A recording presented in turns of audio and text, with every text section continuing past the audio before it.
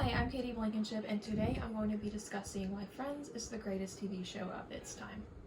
In 1994, a show called Friends Like Us premiered to 22 million people nationwide. That show's name was later shortened to just Friends, which is what we now know today.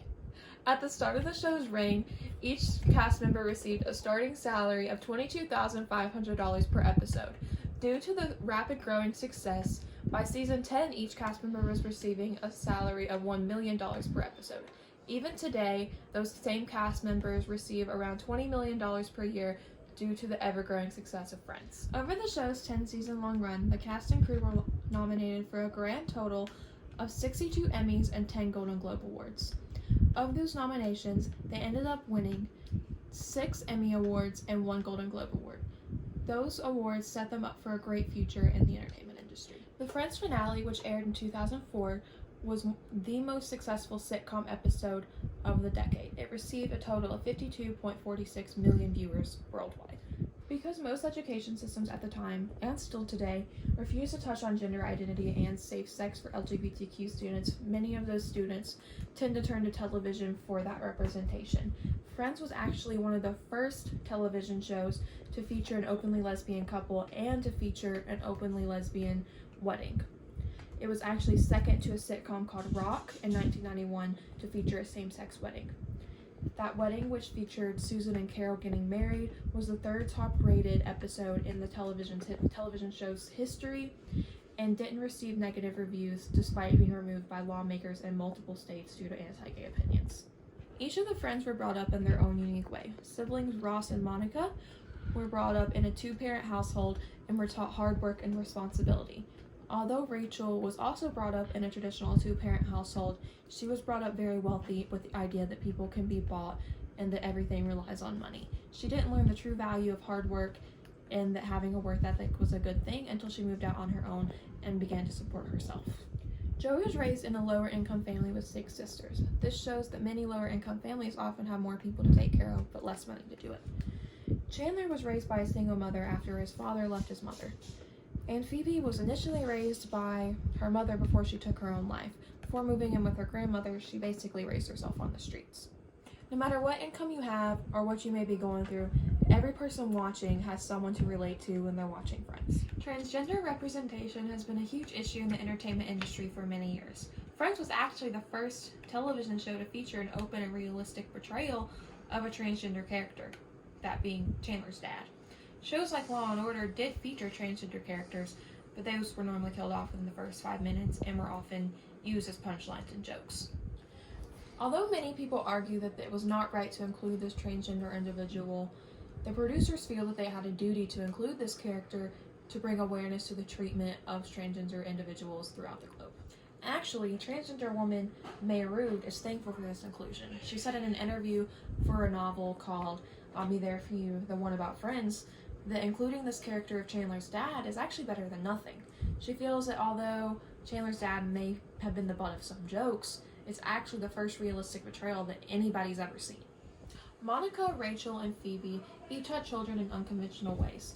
This was to bring awareness to the many ways that one can have a child, and to show that fertility is not always as easy as it looks. One example of this was when Phoebe made the emotional and brave choice of becoming a surrogate mother for her brother Frank's triplets. The episode where she had the triplets, the 100th, was actually one of the most watched of the series' entirety. Another example is when Rachel had her daughter Emma. This happened after having a one-night stand with the character Ross in Las Vegas. The show actually did a really good job of showing that it is possible to co-parent and have a healthy relationship with someone that you have a child with without actually being married or in a relationship with them. Lastly, Monica and Chandler both had issues with their own fertility and had to make the emotional choice to adopt a child. Throughout Friends' entire run, many different cultures are represented. Just with the main cast, Ross and Monica are Jewish and Joey's Italian American. Ross was also known for dating women of color. For example, he dated an African American woman, Charlie, and he also dated an Asian American woman named Julie. There was also a holiday episode that became really popular among fans that was called The One with the Holiday Armadillo. In this episode, Ross teaches his son, Ben, about the Jewish tradition since he is also half Jewish. And Many people throughout the years have actually criticized Friends for their lack of diversity, but the actor who plays Ross, David Schwimmer, actually doesn't believe this is fair. He says that the show actually featured a lot of people of color and different backgrounds, and that the show shouldn't be held to the same standards as it would be today. Each of the friends worked very hard to pursue their dreams during the show's entire run. For example, Joey was a struggling actor and worked in some pretty crappy plays just so he could eventually become a hit sitcom actor and act as Dr. Draker Morey on the show Days of Our Lives. Monica was a chef.